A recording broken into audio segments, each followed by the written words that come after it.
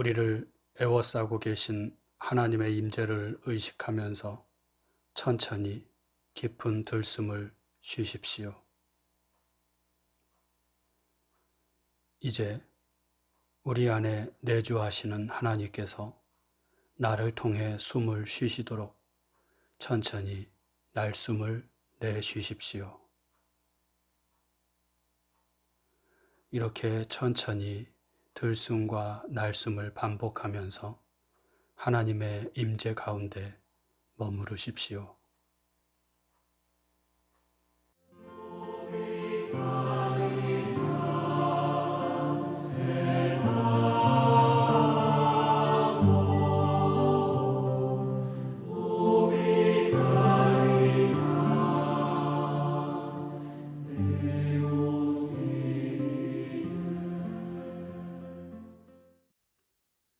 오늘 우리에게 주시는 하나님 말씀은 사도행전 11장 1절에서 18절 말씀입니다. 이제 낭독합니다. 하나님 말씀에 경청하십시오.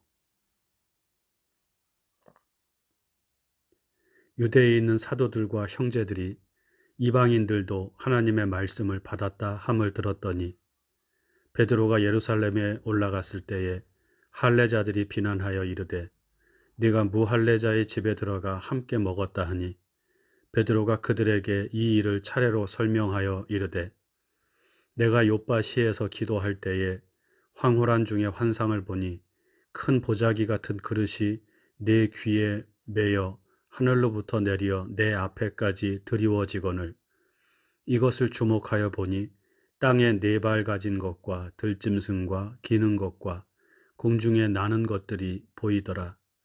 또 들으니 소리가 있어 내게 이르되 베드로야 일어나 잡아 먹으라 하거늘 내가 이르되 주님 그럴 수 없나이다. 속되거나 깨끗하지 아니한 것은 결코 내 입에 들어간 일이 없나이다 하니 또 하늘로부터 2번째 소리 있어 내게 이르되 하나님이 깨끗하게 하신 것을 네가 속되다고 하지 말라 하더라. 이런 일이 3번 있은 후에 모든 것이 다시 하늘로 끌려 올라가더라. 마침 3사람이 내가 유숙한 집 앞에 서 있으니 가이사랴에서 내게 보낸 사람이라. 성령이 내게 명하사 아무 의심 말고 함께 가라 하시매 이 6 형제도 나와 함께 가서 그 사람의 집에 들어가니 그가 우리에게 말하기를 천사가 내 집에 서서 말하되 네가 사람을 요빠에 보내어 베드로라 하는 시몬을 청하라. 그가 너와 내 온 집에 구원받을 말씀을 내게 이르리라 함을 보았다 하거늘 내가 말을 시작할 때에 성령이 그들에게 임하시기를 처음 우리에게 하신 것과 같이 하는지라. 내가 주의 말씀에 요한은 물로 세례를 베풀었으나 너희는 성령으로 세례를 받으리라 하신 것이 생각났노라. 그런즉 하나님이 우리가 주 예수 그리스도를 믿을 때에 주신 것과 같은 선물을 그들에게도 주셨으니 내가 누구이기에 하나님을 능히 막겠느냐 하더라. 그들이 이 말을 듣고 잠잠하여 하나님께 영광을 돌려 이르되 그러면 하나님께서 이방인에게도 생명 얻는 회개를 주셨도다 하니라. 주신 말씀을 잠시 묵상합니다.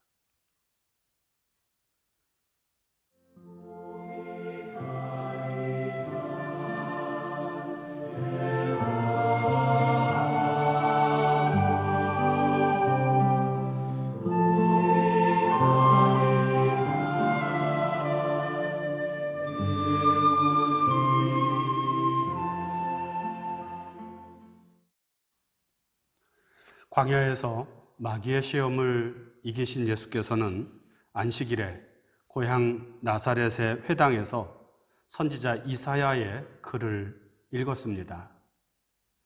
주의 성령이 내게 임하셨으니 이는 가난한 자에게 복음을 전하게 하시려고 내게 기름을 부으시고 나를 보내사 포로된 자에게 자유를 눈먼 자에게 다시 보게 함을 전파하며 눌린 자를 자유롭게 하고 주의 은혜의 해를 전파하게 하려 하심이라.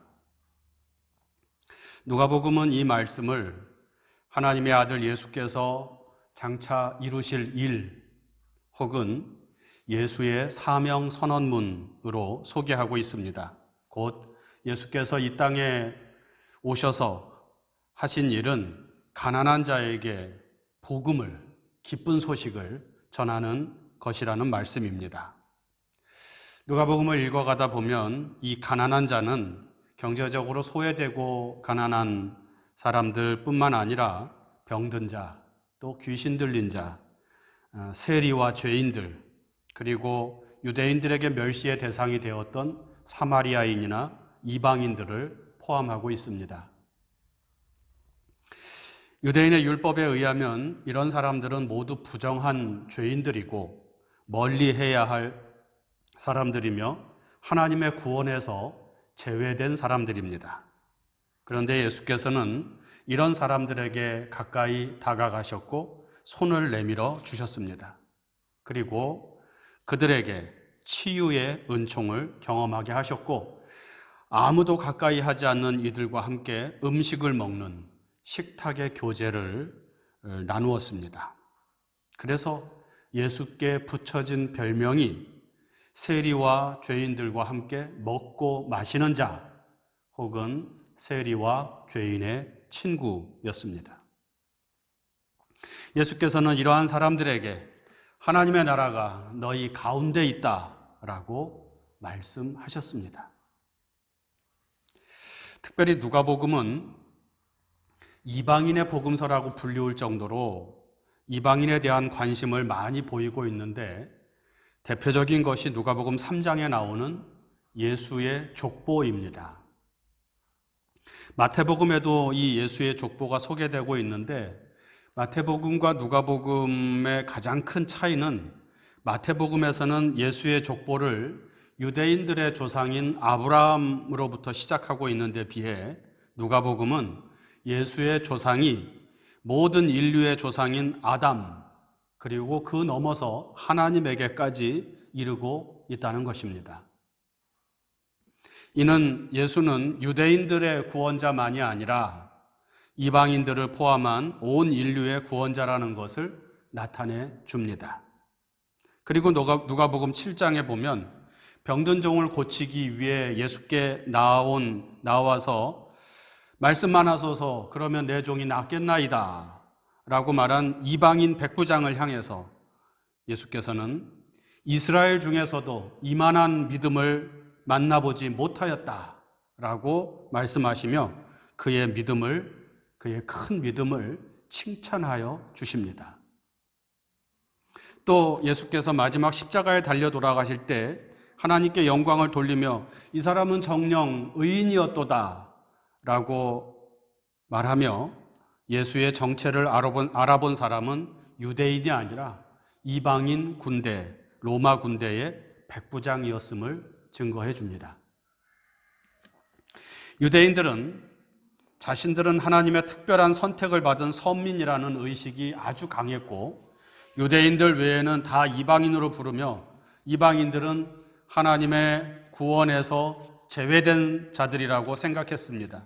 이방인들은 부정한 자들이고 가까이 해서는 안 될 사람들이었습니다. 하지만 예수께서는 공공연히 율법을 어기고 이방인들을 만났고 이방인들을 칭찬하기도 하였으며 그들에게도 하나님 나라의 복음을 전하심으로 이방인들을 하나님의 구원에 초대하셨습니다. 이로써 예수는 유대인만이 아니라 온 세상 모든 만민의 구주라는 것을 드러내셨습니다. 이 예수께서 십자가에 달려 죽으시고 장사된 지 사흘 만에 다시 살아나셔서 하늘로 오르셨습니다. 그리고 살아생전에 제자들에게 약속하신 대로 성령을 보내주셨고 이로 인해 예수의 정신에 따라 예수께서 꿈꾸었던 세상을 이루기 위한 공동체, 즉 교회가 탄생되었습니다. 이 교회를 편의상 처음 교회, 초대 교회라고 하는데 이 처음 교회는 예루살렘에 세워졌고 그 첫 신자들은 유대인들만으로 구성되었습니다. 사도행전 2장에는 처음 교회의 모습을 이렇게 소개하고 있습니다. 믿는 사람이 다 함께 있어 모든 물건을 서로 통용하고 또 재산과 소유를 팔아 각 사람의 필요를 따라 나눠주며 날마다 마음을 같이하여 성전에 모이기를 힘쓰고 집에서 떡을 떼며 기쁨과 순전한 마음으로 음식을 먹고 하나님을 찬미하며 또 온 백성에게 칭송을 받으니 주께서 구원받는 사람을 날마다 더하게 하시니라. 참으로 아름다운 모습입니다. 그리고 주님이신 예수의 정신을 온전히 구현한 공동체라 할 수 있습니다. 그러나 우리는 오늘 본문 말씀을 통해서 이러한 아름다운 처음 교회의 어두운 면을 발견하게 됩니다.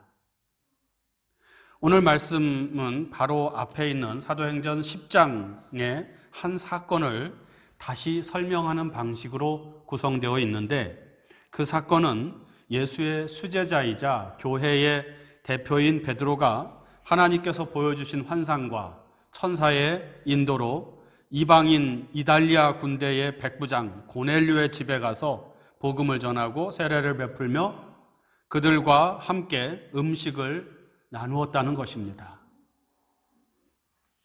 이 일이 예루살렘 교회에 전해지면서 교회 안에 큰 논란이 일어났습니다. 오늘 말씀의 시작 부분 1절에서 3절 말씀을 읽겠습니다. 유대에 있는 사도들과 형제들이 이방인들도 하나님의 말씀을 받았다 함을 들었더니 베드로가 예루살렘에 올라갔을 때에 할례자들이 비난하여 이르되 내가 무할례자의 집에 들어가 함께 먹었다 하니, 여기서 할례자란 유대 율법의 전통에 따라 할례를 받은 유대인 남성들을 말하는 것이고, 처음 교회 예루살렘 교회의 신자들을 가리키는데, 이들이 베드로를 비난한 것은 베드로가 율법을 어기고 할례를 받지 않은 이방인 백부장 고넬료의 집에 들어가서 그 집안 사람들과 함께 음식을 나누어 먹었기 때문입니다. 물론 오늘 말씀에 의하면 이 같은 논란은 베드로의 진정성 있는 해명으로 인해서 좋은 방향으로 마무리됩니다. 18절 말씀, 마지막 말씀인데요. 그들이 이 말을 듣고 잠잠하여 하나님께 영광을 돌려 이르되 그러면 하나님께서 이방인에게도 생명 얻는 회개를 주셨도다 하니라. 해피 엔딩입니다. 그러나 오늘 말씀 안에는 처음 교회가 이방인에 대하여 어떠한 자세와 입장을 취하고 있었는지가 드러나 있습니다. 처음 교회는 이방인들을 구원의 대상에서 제외시켰습니다.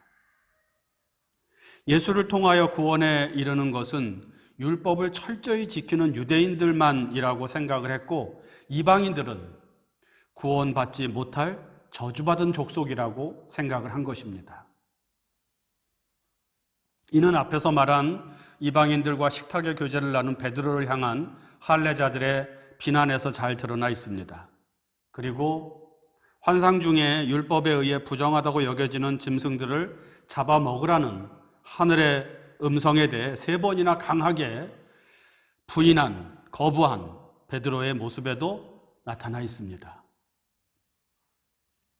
뒤 이어지는 말씀에 의하면 부정한 환상 중에 부정한 짐승을 잡아먹으라는 말씀은 곧 이방인들을 받아들이라는 하나님의 명령인데, 교회의 대표인 베드로조차 율법적인 전통에 갇혀서 이 하나님의 뜻을 받들지 못했던 것입니다. 처음 교회는 이렇게 유대 율법 전통에 서서 이방인들을 저주하고 차별하고 혐오했던 것입니다. 나중에 이 문제는 이방인들의 할례 문제로 번집니다. 이방인의 사도로 부름받은 사도 바울이 이방 지역의 교회를 세우면서 유대인이 아닌 이방인 신자들이 생겨나자 예루살렘 교회는 이방인이 예수를 믿어 신자가 되려면 반드시 율법에 따라 할례를 하나님의 백성의 징표인 할례를 받아야 한다고 주장을 했습니다. 바울은 이 문제를 가지고 예루살렘 교회와 격돌했고 결국 바울의 주장대로 할례를 받거나 율법의 전통을 지키지 않아도 누구든지 예수를 믿으면 구원을 얻는다는 것으로 마무리되었지만 율법의 문제, 특히 율법의 밖에 있던 이방인들의 문제는 처음 교회 안에서 항상 문제거리로 남아 있었습니다. 제가 처음 말씀드린 대로 예수께서는 이방인들도 차별 없이 대하시고 사랑하셨습니다. 이방인들에게도 복음을 전하셨고 그 복음을 받아들이면 모두 하나님의 자녀로 인정해 주셨습니다. 율법을 준수하는 것은 전혀 중요한 문제가 되지 않았습니다. 예수께서는 경계를 넘어서는 사랑을 보여주신 것입니다.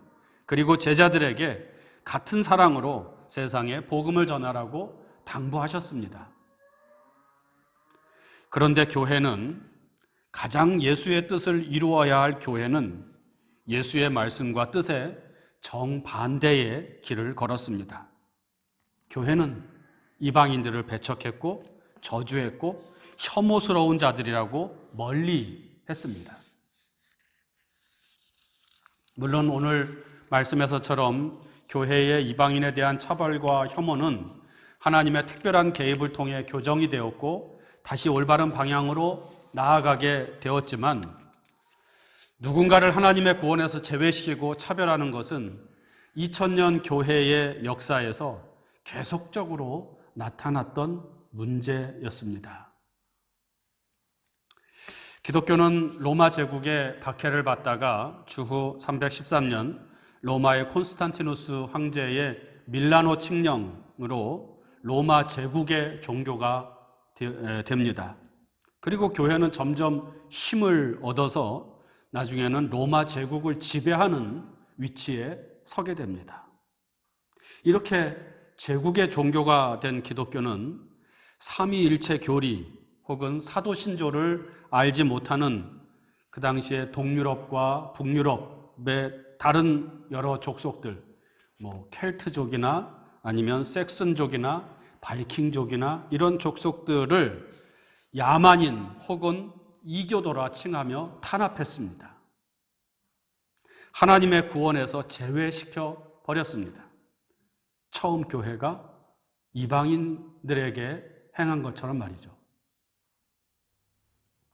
주후 1100년 혹은부터 1200년경에 교회는 이슬람 교도들로부터 성지 예루살렘을 회복한다는 명분을 앞세워 십자군 전쟁을 시작하면서 많은 이들을 기독교의 이름으로, 예수의 이름으로 학살했습니다. 사실 이 십자군 전쟁의 실질적인 목적은 교황권의 강화와 식민지 영토 확장에 있었습니다. 그런 자신들의 욕망을 위해서 예수를 위한다는 명분을 내세워 사람들을 학살한 것입니다.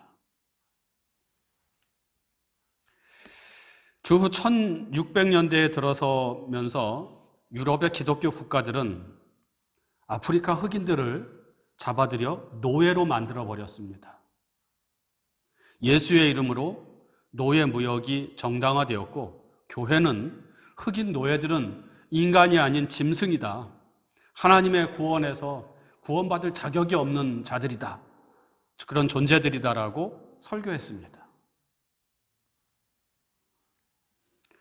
1800년대에는 예수를 알지 못하는 우리들 동양인들하고 남미의 원주민들이 교회에서 배척받는 말하자면 이방인들이었고요. 1900년대 초에는 여성들을 차별하여 참정권을 주지 않았는데 교회는 성경을 근거로 이런 성차별을 정당화시켰습니다. 창세기의 처음 여자 하와가 뱀의 꼬임에 빠져 선악을 알게 하는 나무의 열매를 따먹음으로 인류의 고통이 시작되었으니 여성들은 그 죄값을 치루어야 한다. 남자의 지배를 받아야 한다. 뭐 이런 식의 논리죠. 오늘날에는 어떻습니까? 교회는 오늘날에도 누군가를 차별하고 혐오 집단으로 구분하면서 하나님의 사랑에서 제외시키는 일을 행하고 있습니다. 오늘날 그들은 빨갱이라 불리우는 공산주의자가 될 수 있고 동성애자가 될 수 있고 혹은 타 종교의 사람들이 될 수 있습니다.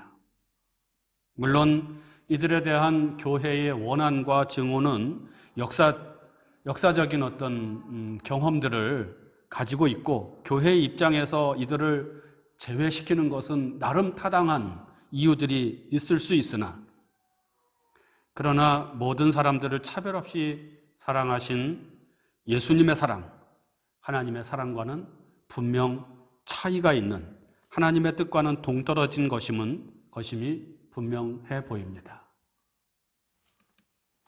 사도 바울의 말씀을 읽습니다. 로마서 3장 22절. 예수 그리스도를 믿음으로 말미암아 모든 믿는 자에게 미치는 하나님의 의인이 차별이 없느니라. 또 골로새서 3장 11절. 헬라인이나 유대인이나 할레파나 무할레파나 야만인이나 수구디아인이나 종이나 자유인이나 차별이 있을 수 없나니 오직 그리스도는 만유시요 만유 안에 계시니라. 누군가를 차별하고 혐오하고 미워하는 것은 사람의 일입니다. 하지만 하나님의 일은 서로 사랑하고 용서하며 하나가 되는 것입니다. 예수께서는 너희 원수를 사랑하라 그렇게 말씀하시지 않았습니까?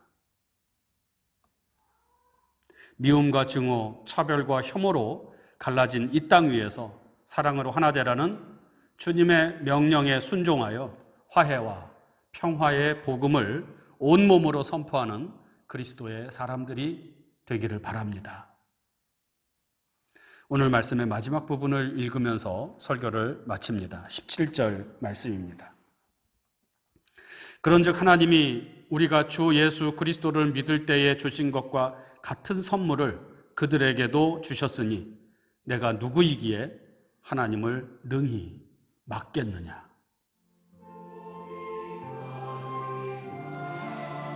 묵상합니다. 모든 사람을 차별 없이 사랑하신 그리스도 예수를 묵상합시다. 만민의 구주 예수 그리스도를 묵상합시다. 그리고 오늘 내가 그리스도 안에서 받아들여야 할 사람이 누구인지를 생각해 봅시다. 잠시 묵상합니다.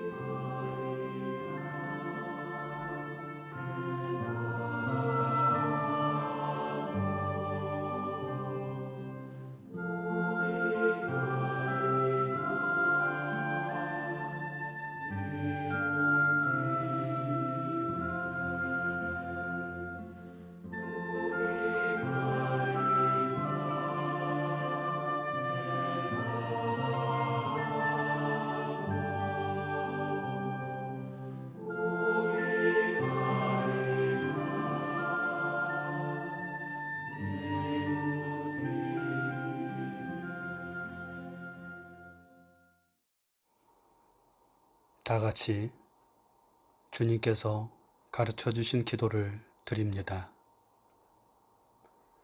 하늘에 계신 우리 아버지, 아버지의 이름을 거룩하게 하시며 아버지의 나라가 오게 하시며 아버지의 뜻이 하늘에서와 같이 땅에서도 이루어지게 하소서.